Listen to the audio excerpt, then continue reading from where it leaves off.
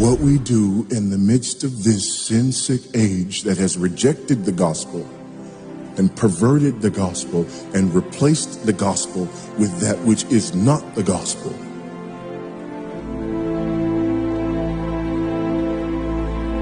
Is that we call out that wickedness.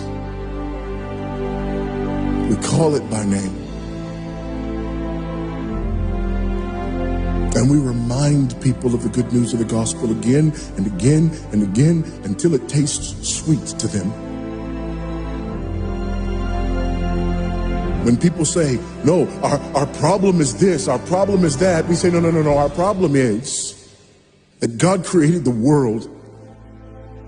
And God created man, and he put man in the garden to keep the garden, and he gave the man a command.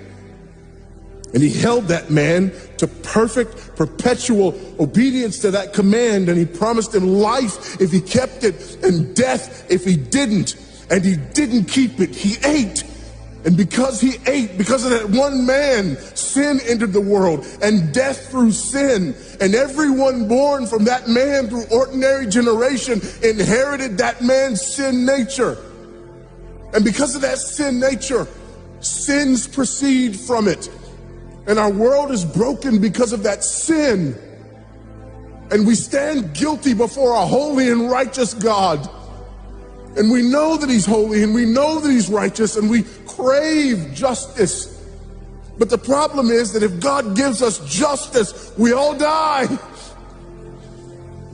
And so that God, in his goodness and in his mercy, sent forth his son, who was not born of ordinary generation, but was born of a virgin. Yes, the virgin birth matters. Why? Because if he's born of ordinary generation, he's born in sin. But because he's not born of ordinary generation, he's not born in sin. He's clean of sin. His record is clean. And he keeps his record clean. And he obeys God's law. And because he's fully God and fully man, he obeys the law of God on our behalf in his active obedience. And then in his passive obedience, God made him who knew no sin to be sin for us. All we like sheep had gone astray. Each of us had turned to his own way, but God laid upon him the iniquity of us all. And Christ died for sin once for all, the just for the unjust. And God imputes our sinfulness to him. And he nails our sinfulness to the tree. And Christ dies and raises again on the third day for our justification. And there's another imputation. The righteousness of Christ is actually imputed to us so that God can be both just and the justifier of the one who places faith in Jesus Christ, so that all those who come to Christ may enter in, so that all those who place faith in Christ might be saved, but not only saved, but sanctified, because he's the firstborn of many brethren.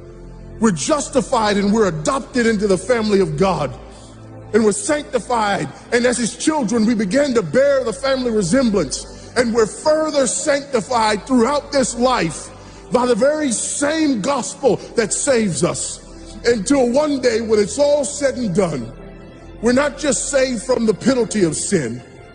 We're not just saved from the power of sin, but one day we're glorified and saved from the very presence of sin. That's the gospel that we preach. That's the gospel that we need. And that's the gospel that's more than enough.